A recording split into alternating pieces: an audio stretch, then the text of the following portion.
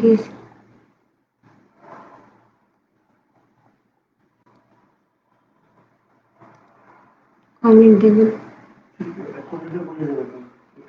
আমি engineer Selima Khatun, instructor civil, Sylhet polytechnic institute, Sylhet.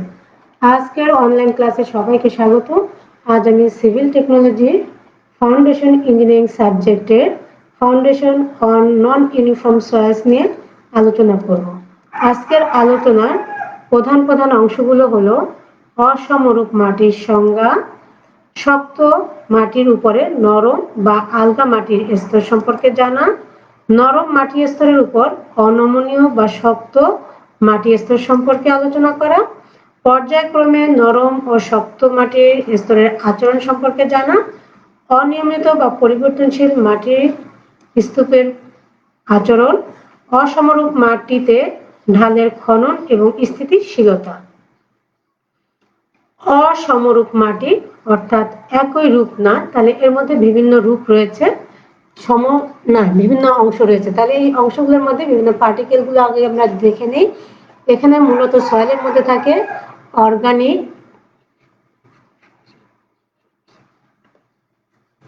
Organic matter, clay particle, silt particle এবং sand particle.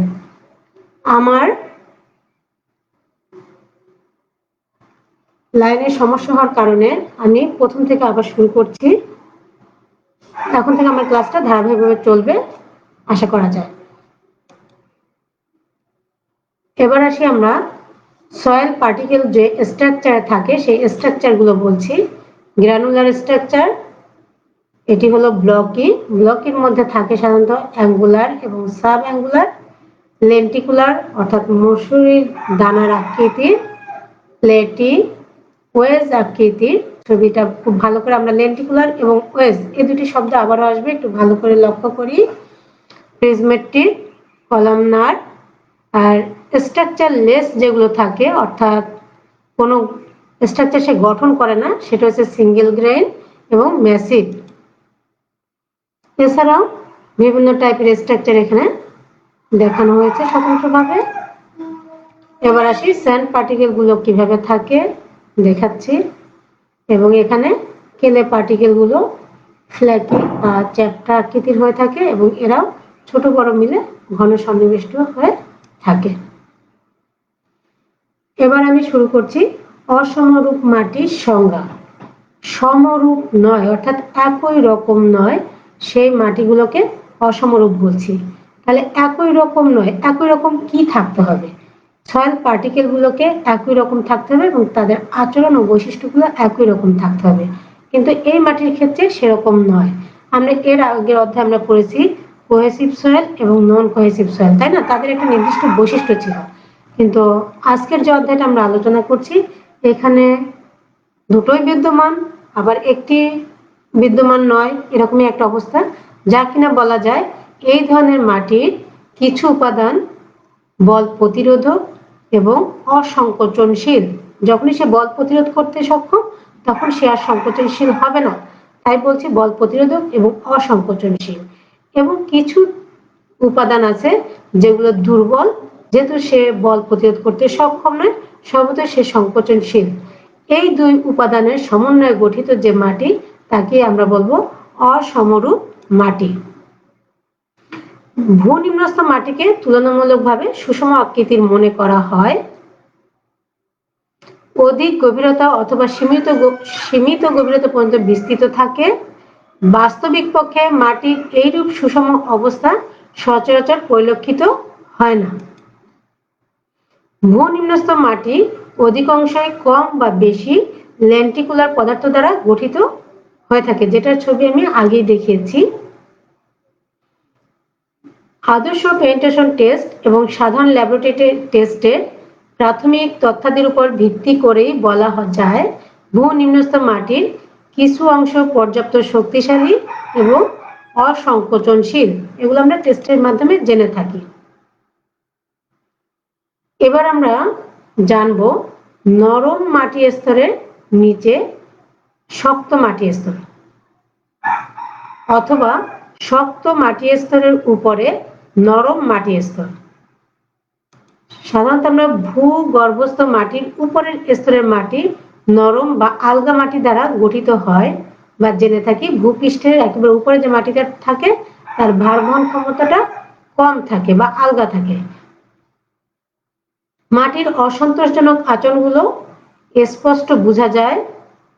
পর্যাপ্ত support প্রদানের জন্য জরুরি প্রয়োজনে কদাচিৎ উপেক্ষা করা হয়, নতুবা বেশিরভাগ ক্ষেত্রে আমরা ইঞ্জিনিয়ারিং ভাবে ফাউন্ডেশন স্থাপনের ক্ষেত্রে মাটিটাকে টেস্ট করে তার ভার বহন ক্ষমতা কি পরিমাণ আছে সেটা বিবেচনা করে আমরা ফাউন্ডেশন স্থাপন করে থাকি।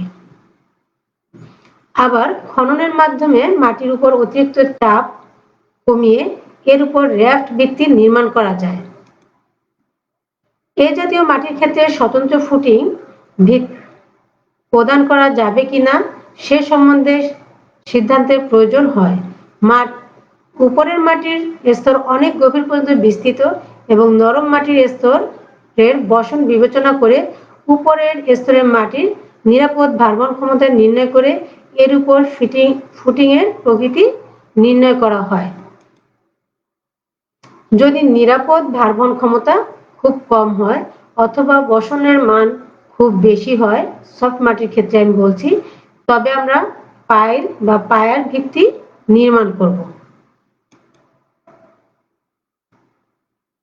এবার আমরা বলছি সফট মাটির উপর শক্ত, মানে নরম মাটির স্তরের উপর শক্ত মাটির স্তর।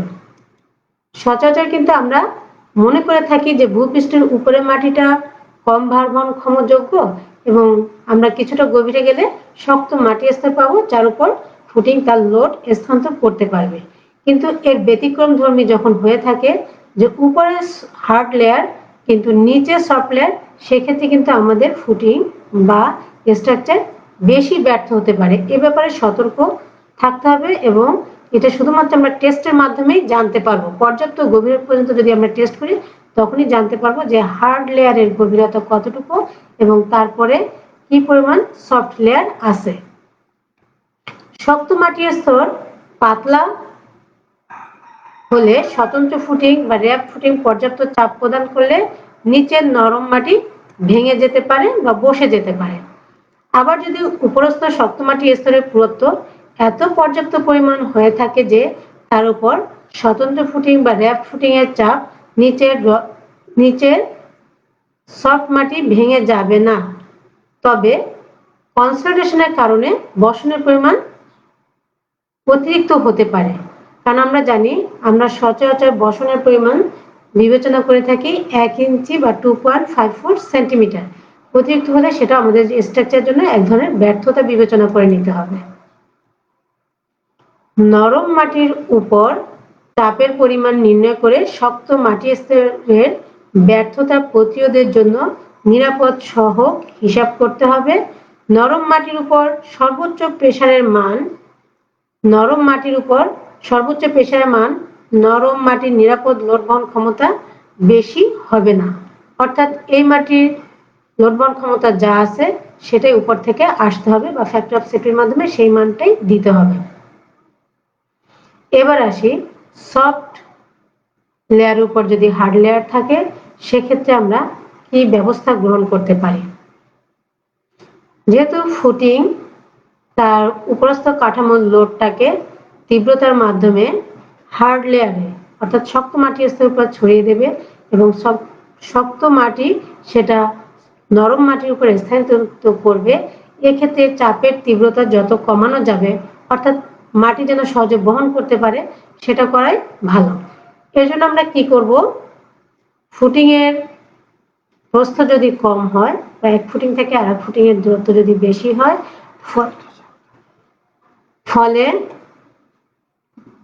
ফলে এর চাপের তীব্রতা বেশি থাকবে। চাপের তীব্রতা বেশি হবে। এর জন্য আমরা কি করব, আমাদের যদি পর্যাপ্ত জায়গা থাকে সেক্ষেত্রে ফুটিং এর প্রস্থটা বা ক্ষেত্রফলটা বাড়িয়ে দেব। ওভারঅল আমার শক্ত মাটির উপর চাপের তীব্রতা কমবে এবং সফট সয়েলের জন্য বহন করা সহজযোগ্য হবে।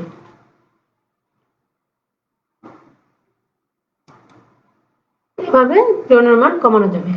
যদি ফুটিং এর মাঝে দূরত্ব কম হয় এবং শক্ত স্তরের পুরুত্ব তুলনামূলকভাবে বেশি হলে নরম মাটির স্তরের উপর চাপ বিতরণ মৌলিকভাবে সংস্পর্শ চাপ পরিবর্তনের মাধ্যমে পরিবর্তন করা যায় না। কাছাকাছি ব্যবধানের বর্গাকার ফুটিং এর স্পর্শ চাপ কমানো।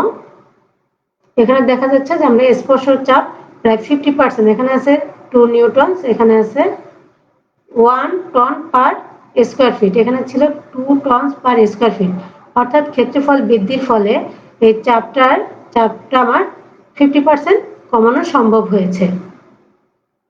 কাদামাটির স্তরে 19% কমানো সম্ভব হয়েছে। যদি আমরা র্যাপ ফুটি স্থাপন করতাম সেক্ষেত্রে চাপের তীব্রতা প্রায় 25% কমানো যেত।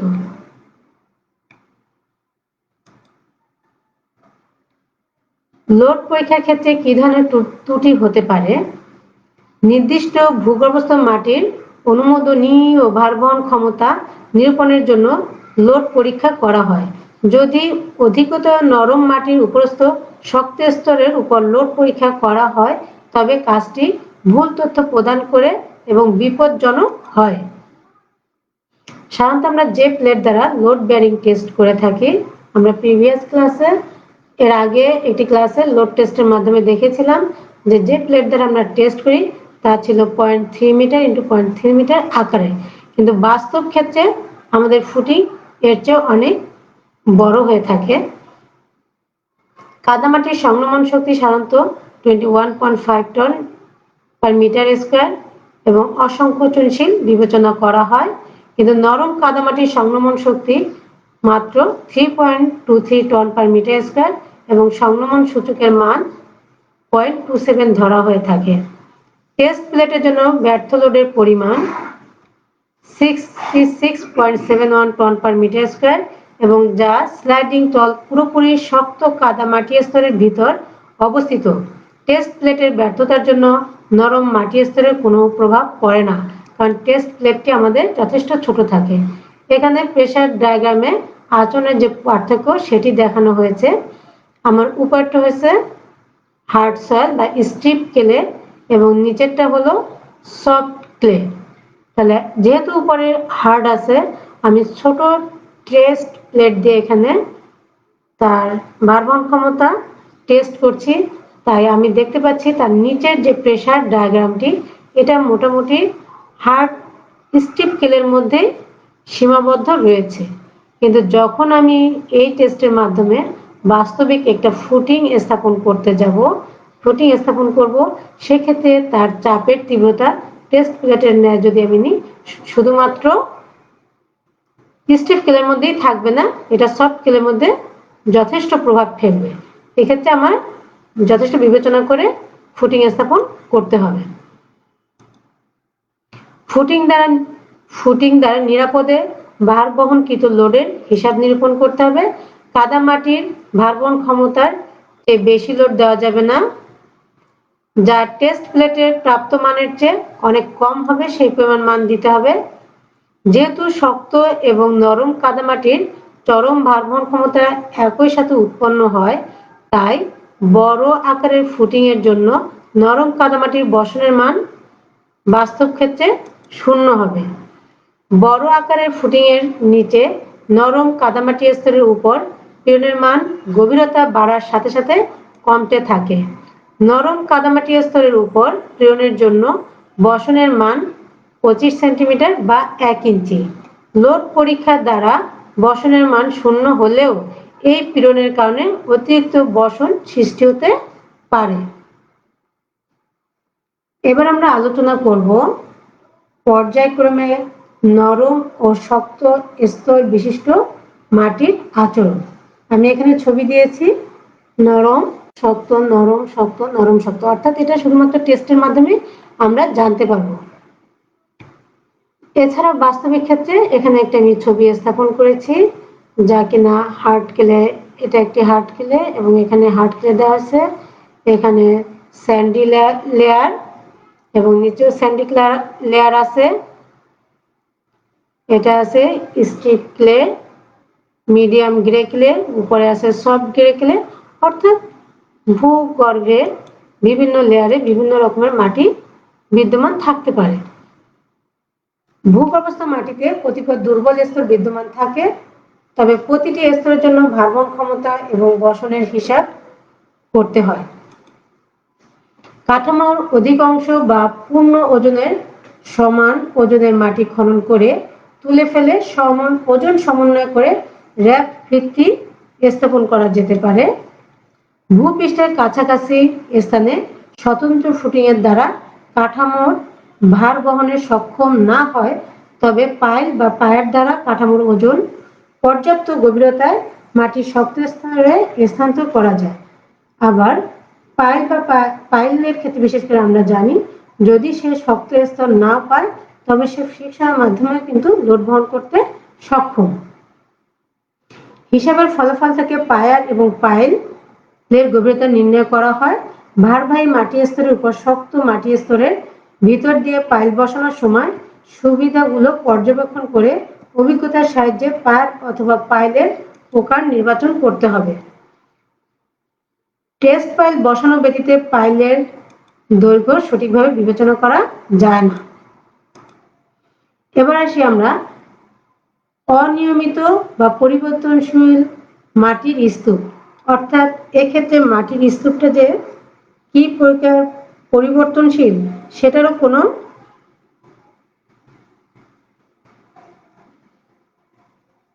কি পরিবর্তনশীল সেটা বলা যাচ্ছে না, অর্থাৎ সেটা অনিয়মিতভাবে পরিবর্তনশীল, তাই না?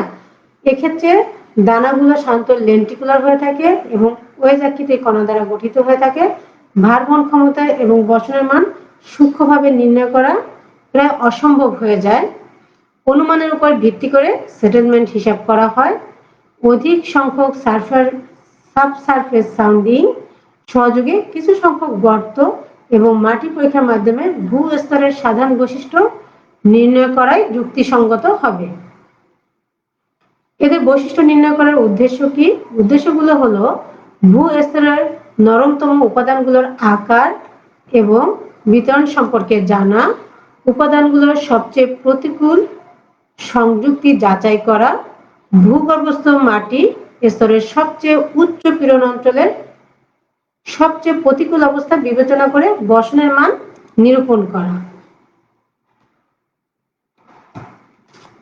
এবার আমরা জানব অসমরূপ মাটিতে ঢালের খনন এবং স্থিতিশীলতা।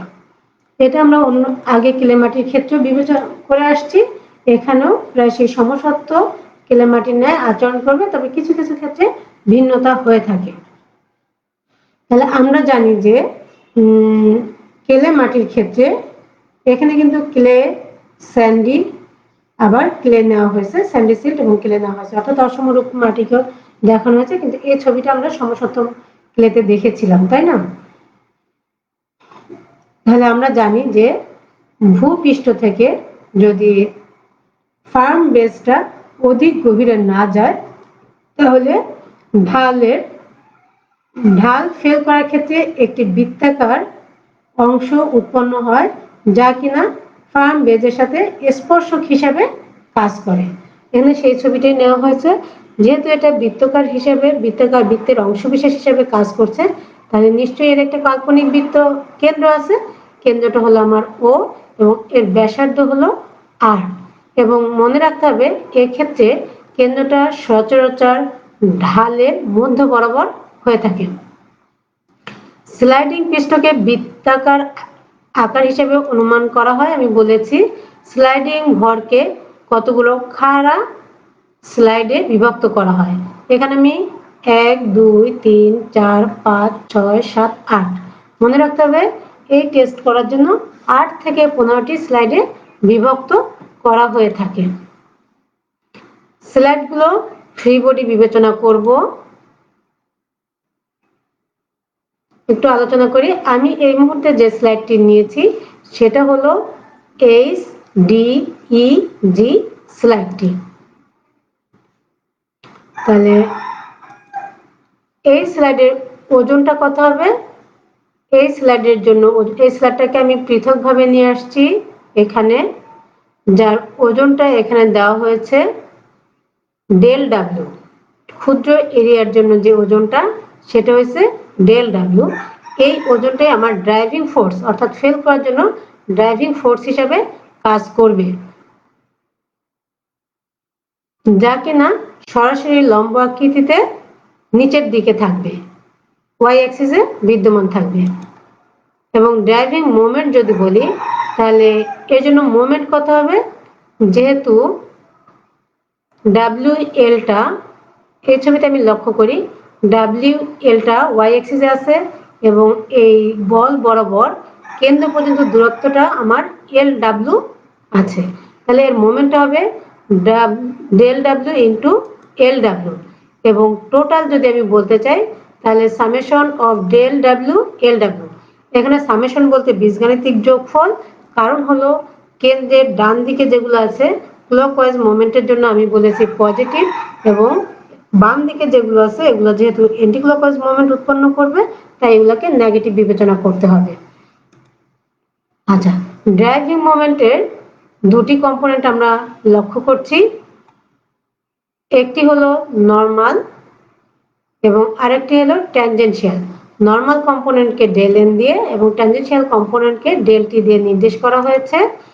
এবার ডেলটির জন্য ডেলটি যেহেতু বৃত্তাকারের বৃত্তের পরিধিতে স্পর্শক হিসাবে কাজ করেছে, তাহলে এর যদি মোমেন্ট নিতে হয় তাহলে বৃত্তের ব্যাসার্ধ দিয়ে গুণ দিতে হবে, তাই আমি আর ডেলটি বলেছি। এবং টোটাল ট্যানজেনশিয়াল মোমেন্ট কে জাস্ট সামেশন করলেই হবে, অর্থাৎ আর সামেশন অফ ডেলটি। এবার শেয়ারিং স্ট্রেংথ আমরা কুলম্বস ল দিয়ে জানি, shearing strength is equal to C plus P tan phi.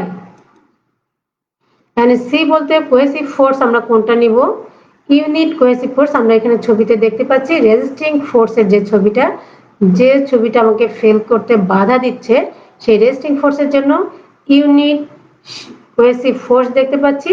এবং এখান থেকে এই পর্যন্ত বৃত্তের যে দৈর্ঘ্য সেটাকে আমি বলছি এল ক্যাপ। এবং frictional force del N tan phi, যা কিনা ডেল এফ দ্বারা নির্দেশ করা হয়েছে। তবে ডেল এফ এর ক্ষেত্রে মনে রাখতে হবে যদি এখানে পানির চাপের তীব্রতা থাকে এবং এক্ষেত্রে ফ্রিকশনাল ফোর্স কিছুটা কম হয় তাহলে del N minus U L cap into tan phi বিবেচনা করতে হবে।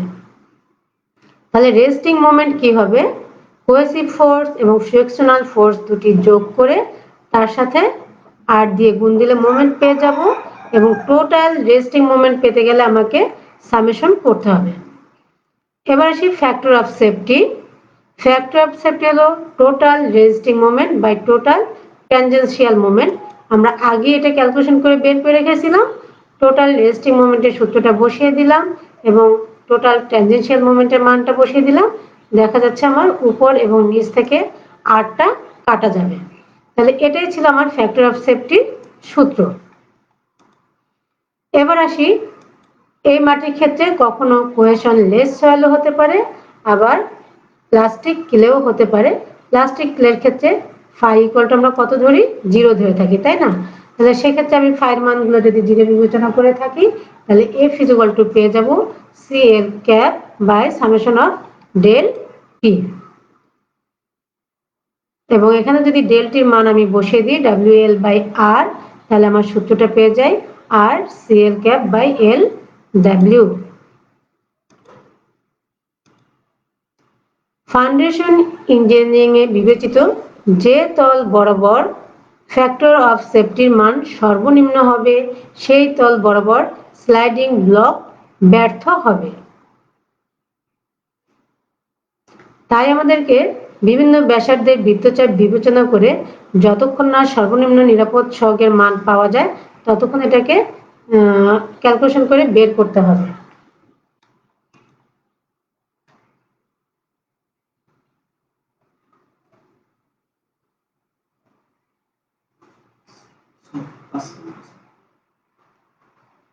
এবার আমি তোমাদের জন্য একটা ছোট্ট অঙ্ক দিয়েছি, পদ্ধতির সাহায্যে নিরাপদ সহগের মান নির্ণয় করতে হবে। এখানে এ এন এর মান দেওয়া আছে, এ টির মান 6.5 সেন্টিমিটার স্কয়ার, ফাই এর মান 26 ডিগ্রি এবং সি এর মান 1950 কেজি পার মিটার স্কয়ার, গামার মান দেওয়া আছে 1900 কেজি পার মিটার কিউব এবং লম্ব দূরত্ব 5 সেন্টিমিটার, চাপের দৈর্ঘ্য 50.4 মিটার। তাহলে এটা করতে গেলে আমরা summation of del N equal to A N X square gamma বসাই, মানগুলো বসে ক্যালকুলেশন করলে আমি 403750 কেজি পেয়ে যাব এবং সামেশন অফ ডেল টির জন্য আমাকে করতে হবে এটি এক্স স্কয়ার গামা, মানগুলো আমার দেওয়া ছিল, বসিয়ে এখানে আমি পেয়ে যাচ্ছি 308750 কেজি। তাহলে আমার সূত্র ফ্যাক্টর অফ সেফটির জন্য যে সূত্রটা আমি জানি, এখানে যদি এই মানগুলো বসিয়ে দেই তাহলে এই ক্ষেত্রে আমার ফ্যাক্টর অফ সেফটি মান পাওয়া গেল 0.965, যা কিনা 1 এর চেয়ে কম। তাহলে আমরা জানি যে যেখানে ফ্যাক্টর অফ সেফটির মান সবচেয়ে কম সেই তল বরাবর ফেল করবে। এই অঙ্কের জন্য ফ্যাক্টর অফ সেফটির মানটাই বের করাটা প্রয়োজন ছিল তোমাদের জন্য। তোমরা যেহেতু আজকে আমার অনলাইনে একটু সমস্যা হওয়ার জন্য ক্লাসটাকে রিপিট নিতে হলো, তাই কিছুটা কি বলবো, কিছুটা জড়তার মধ্যে ক্লাসটা সমাপ্ত করতে হচ্ছে। তারপর তোমাদের জন্য সামান্য একটু বাড়ির কাজ থাকলো যে অসম মাটির সংক্ষিপ্ত বর্ণনা লিখবে, ইরেগুলার ডিপোজিট সম্পর্কে কিছু আলোচনা করে লিখে রাখবে, এতটুকুই। আজকের ক্লাস এখানেই শেষ এই অধ্যায়ের জন্য। আগামী ক্লাসে ফাউন্ডেশন অন রক নিয়ে আলোচনা করব এবং এই ক্লাসটা আবার দেখার জন্য তোমরা অবশ্যই www.skills.gov.bd/det সার্চ করবে। আমরা সবসময় শিষ্টাচার মেনে চলবো এবং নিরাপদে থাকবো। আজকের ক্লাস এখানেই শেষ, সবাই ভালো থাকবে।